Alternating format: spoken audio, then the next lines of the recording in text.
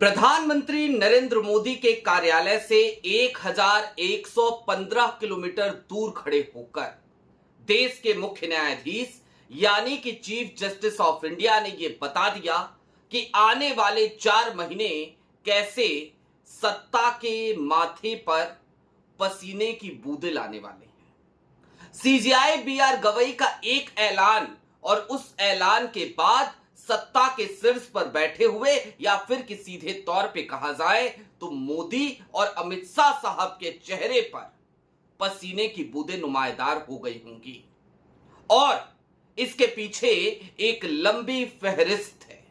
लंबी फहरिस्त उन तमाम मामलों की जो सुनी जानी है सुप्रीम कोर्ट में और उन मामलों को भी जो फिलवक्त सुनी जा रही हैं देश की उच्चतम न्यायालय में। तो क्या कहा सीजेआई बीआर गवई ने और कैसे सिर्फ ये झटका प्रधानमंत्री नरेंद्र मोदी या गृह मंत्री अमित शाह साहब को नहीं है, बल्कि ये झटका तो पूर्व चीफ जस्टिस डीवाई चंद्रचूड़ को भी है और ये झटका रंजन गोगोई साहब को भी है, उनकी भी फजीहत हुई है। नमस्कार, मैं स्वप्निल और आप मुद्दा देख रहे हैं। दोस्तों, खबर की तरफ चले उससे पहले एक छोटी सी अपील है। हमारा पुराना मुद्दा चैनल जिस पे आप सबसे मुलाकात होती थी, एक बड़ा सब्सक्राइबर बेस हमने बनाया था, वो चैनल हमसे छीन लिया गया। उससे पहले से आपको पता होगा मेरे मेन बैंक अकाउंट्स भी फ्रीज चल रहे थे।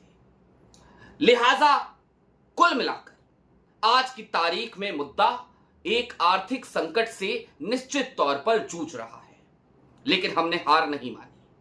पुराना चैनल गया, हमने नया चैनल बनाया और 3-4 दिनों के भीतर आप लोगों की मोहब्बत तेजी से मिलने लगी। हौसला है, लेकिन इस हौसले के साथ साथ हमें आपके आर्थिक सहयोग की भी फिलवक्त बेहद जरूरत है। लिहाजा यदि आप सक्षम हो और यदि आप चाहें तो मुद्दा की छोटी छोटी मदद जरूर कीजिएगा। हमारा वायदा है मुद्दा पर सत्ता से सवाल का सिलसिला जो 2022 में शुरू हुआ था, उस चैनल के छिन जाने के बाद भी जारी है, इस नए चैनल पर जारी है और हमेशा जारी रहेगा। आगे बढ़ते हैं, खबर की तरफ चलते हैं। प्रधानमंत्री का कार्यालय दिल्ली स्थित और वहां से महाराष्ट्र का अमरावती।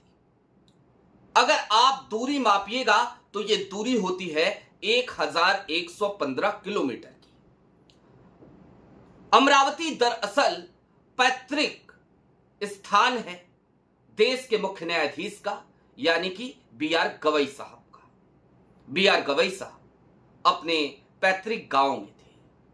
अपने पिता आरएस गवई साहब के स्मरण स्थल पर, स्मारक पर उन्होंने जाकर के पुष्पार्चन भी किया और साथ ही साथ एक द्वार बन रहा था, उस द्वार की आधारशिला भी रखी। आरएस गवई साहब केरल के राज्यपाल रहे, बिहार के राज्यपाल रहे, इस देश में एक बड़ा नाम रहे और उस इलाके में, अमरावती के इलाके में उन्हें दादा साहेब गवई के नाम से भी जाना जाता है। बीआर गवई के पिताजी इस देश के संविधान निर्माता यानी कि डॉक्टर भीमराव अंबेडकर जी, बाबा साहेब, उनके साथ काम करते रहे और इसी वजह से शायद बीआर गवई साहब के अंदर एक झलक दिखती है लोकतंत्र को बचाने की जद्दोजहद करने वाले व्यक्ति की। बीआर गवई साहब ने क्या कहा, अब जरा वो जान लीजिए।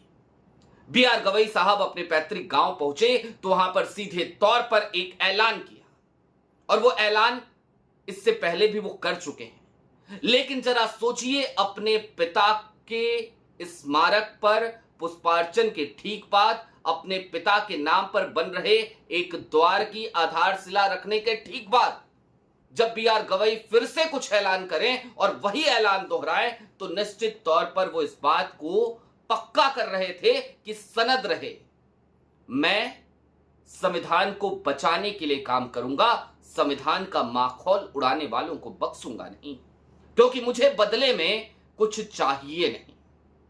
जी हां, कुछ नहीं चाहिए। सीजेआई बीआर गवई साहब ने एक बार फिर उस संकल्प को दोहरा दिया और कहा अमरावती से कि रिटायर हो जाऊंगा और रिटायरमेंट के बाद अपने गांव आऊंगा। मैं नागपुर में रहना चाहता हूं, मैं अमरावती में रहना चाहता हूं, मैं बड़े बड़े शहरों में नहीं रहूंगा, मैं अपने गांव में रहूंगा। रिटायरमेंट के बाद आराम की जिंदगी अपनी जीऊंगा, सीजीआई के पद से रिटायर होऊंगा, मुझे कोई सरकारी पद नहीं चाहिए। और जब सरकारी पद नहीं चाहिए तो यहां पर दरअसल इसको यदि बिटवीन द लाइंस देखिए तो ये एक चुनौती भी है, ये एक ऐलान भी है, ये सीधे तौर पर एक झटका भी है। रंजन गोगोई याद है आपको, डीवाई चंद्रचूड़ याद है आपको। रंजन गोगोई साहब सीजीआई के पद से, क्या स्ट्रेचर होता है सीजीआई का, वहां से रिटायर होने के बाद राज्यसभा पहुंच जाते हैं। डीवाई चंद्रचूड़ साहब को अभी तक कोई सरकारी पद नहीं मिला है, लेकिन मिलने की खूब कवायदें की गई थी, खूब कवायद चली थी। और डीवाई चंद्रचूड़ साहब अपने कार्यकाल के आखिरी दिनों में किस तरीके से आलोचनाओं का शिकार हुए थे, मुझे लगता है हमें यह बताने या आपको याद दिलाने की जरूरत नहीं है। न्यायपालिका का तो काम ही होता है कि वो तटस्थ रहे, निष्पक्ष रहे, संविधान की कस्टोडियन के तौर पर काम करे। संविधान से यदि कहीं छेड़छाड़ हो तो सीधे तौर पर हर उस ताकत को लाकर कटघरे में खड़ा कर दे और पूछे कि कैसे किया, हिम्मत कैसे हुई। और सीजीआई बीआर गवई अब यही करने जा रहे हैं, और सिर्फ जा नहीं रहे हैं, करते हुए दिख रहे हैं। आपको याद होगा बीते दिनों प्रवर्तन निदेशालय को सीधे तौर पर सीजीआई गवई की बेंच ने यहां तक कह दिया, यहां तक सुना डाला कि आप राजनीतिक टूल क्यों बनते जा रहे हैं। मामला सिद्धारमैया की पत्नी बीएम पार्वती और ईडी का मुद्दा का जो घोटाला केस था, उसमें समन को हाईकोर्ट ने रद्द किया था, ईडी पहुंच गई थी सुप्रीम कोर्ट, और फिर chief justice of India B R Gavai ने सीधे तौर पे लताड़ लगा दी थी।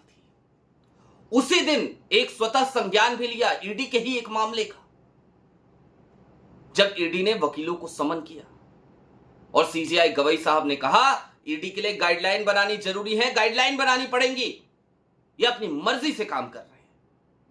ये कहना था सीजीआई बीआर गवई का। एक मामला आया उत्तराखंड के पंचायत चुनाव का, तो 1952 का एक फैसला पलट दिया, 73 साल पुराना फैसला। और उस फैसले को पलटने का नतीजा और नतायज ये हो गया कि अब इस देश में चुनाव आयोग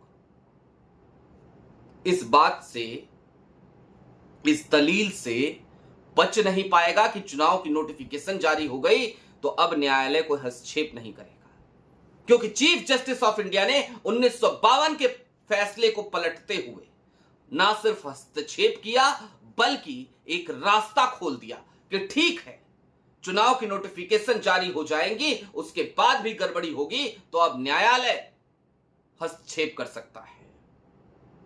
कुल मिलाकर सीजीआई गवई लगातार उन तमाम चीजों को दुरुस्त करने में लगे हैं जो चीजें पिछले कुछ समय से लगातार खस्ताहाल होती जा रही थी।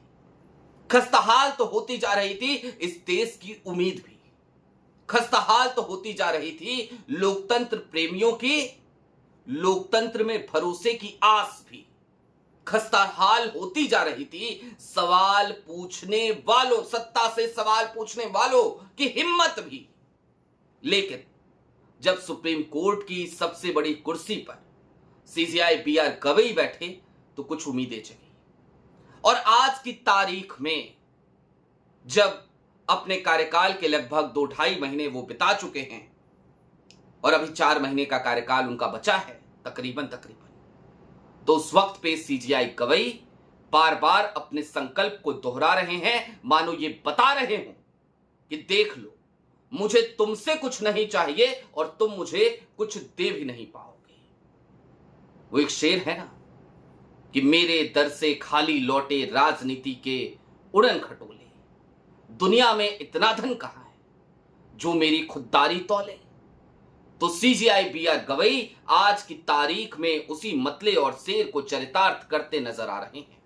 और निश्चित तौर पर यह न सिर्फ बड़ा झटका है देश की सत्ता के लिए, सत्ताधीशों के लिए, बल्कि ये एक तरीके से करारा जवाब है रंजन गोगोई को, डीवाई चंद्रचूड़ को। आपकी क्या राय है हमें कमेंट बॉक्स में जरूर बताइएगा। और चलते चलते फिर वही अपील, 2.5 साल तक लगातार संघर्ष करते रहे, सत्ता से सवाल करते रहे, स्ट्राइक्स झेलते रहे, लेकिन आप सबकी मोहब्बत मिली, एक बड़ा सब्सक्राइबर बेस बनाया, आपके पास वीडियो चुटकियों में पहुंच जाती थी। लेकिन आज की तारीख में एक बार फिर नए सिरे से शुरुआत करनी पड़ी। लिहाजा एक तरफ अकाउंट्स फ्रिज चल रहे हैं, मेन अकाउंट फ्रिज, दूसरी तरफ हाल ये कि पुराना चैनल नहीं है। ऐसे में आपसे उम्मीद है, हौसला तो है क्योंकि आप खोज रहे हैं, आ रहे हैं, जुड़ रहे हैं। हौसला और बढ़ेगा यदि आपकी तरफ से मुद्दा को आज की तारीख में छोटी छोटी आर्थिक मदद मिलती रहे। शुक्रिया।